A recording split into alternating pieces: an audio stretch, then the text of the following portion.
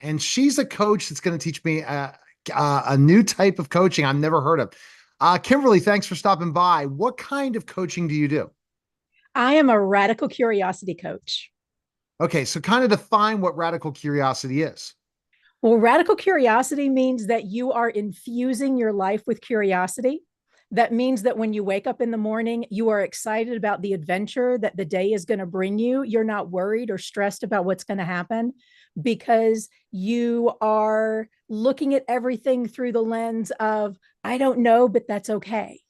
Oh, wow. Okay. See that's a good way of thinking of things, especially in one area of your life. Some people have one area of their life that they really are radical like that, that they know what to expect.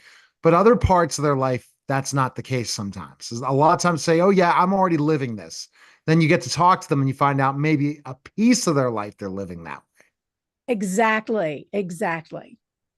And kind of what keeps people from being like having that radical curiosity every day, living it like it's going to be exciting, it's going to be new, I'm going to enjoy it, and everything's going to go well.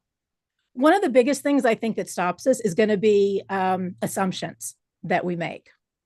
Because when we're little kids, we are taught to just our DNA is about questioning things, about wondering, because we want to know how the world works, how we're going to fit into it, how to survive in this world.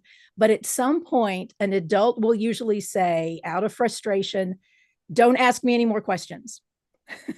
And that plants the first seed to stop asking questions and start just making assumptions or internalizing what you think the answer might be. Okay.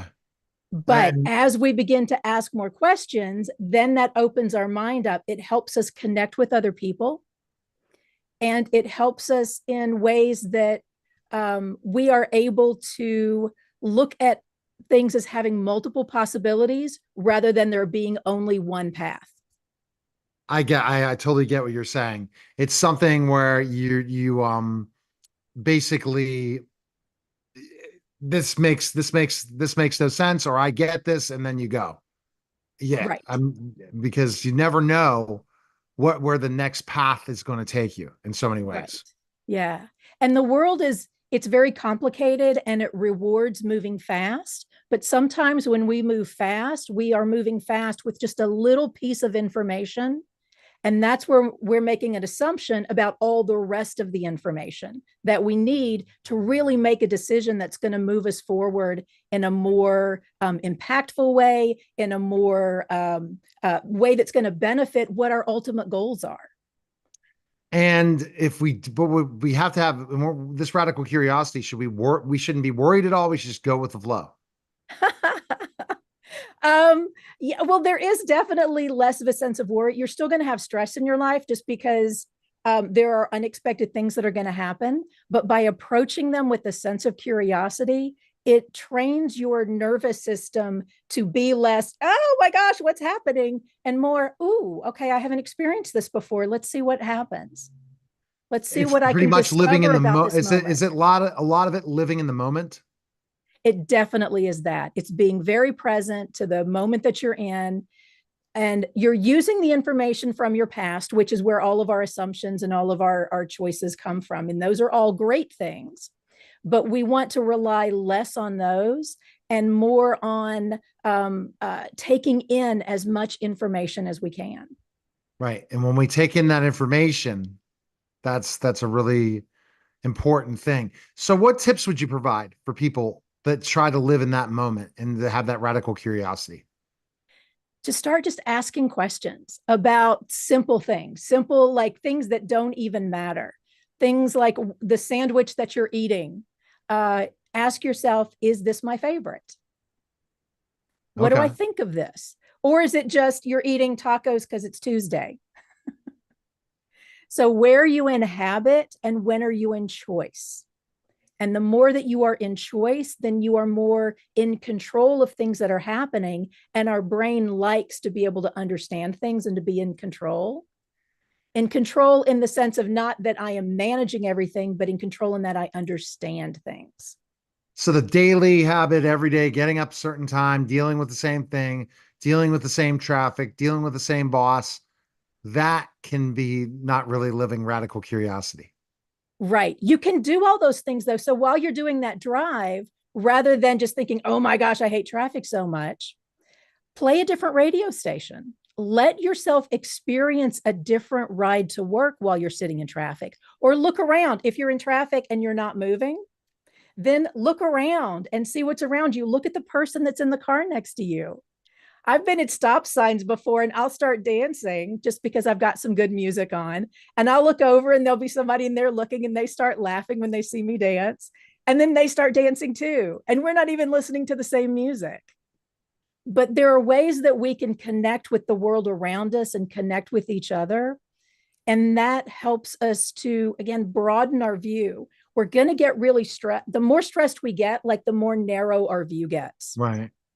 So people who you work with, what types of people do you work with? I work with a lot of actors. I'm in Los Angeles, and I myself am an actor. And so I work with a lot of folks on how to become more curious about the characters that you are portraying, so that you can truly be presenting them truthfully and not just doing a version of yourself as the role. But So I also work mostly, with. go ahead, sorry. Go. Oh no, please. No, I was going to say, so you work with actors and who else? Folks who are in business who are feeling like they're stuck in a rut and they just can't get things moving, or they've been trying to apply tools that they've learned from various coaches and things that they've worked with, and it just isn't working for them. Then we take a step back, we get curious about it, and we dive into what's going to help it work for them. Mm. What do they need to adapt so it aligns with them? And what works for them is the most important thing. It's, you know what I mean? If you're not doing that, it's not going to work. At Exactly. the end of the I am day. a neurospicy introvert. And so I am constantly being told that this is the way that things should be done. And I'm like, okay, that's awesome. And I love that that's how it works for you. But that's not how things are going to work for me. And so I have to make shifts and adjustments to things all the time so that I can find the path that does align with me, so that I can do it in a sense of being in flow with myself and with my strengths, rather than constantly trying to swim upstream, which is just creating more stress, more dissatisfaction.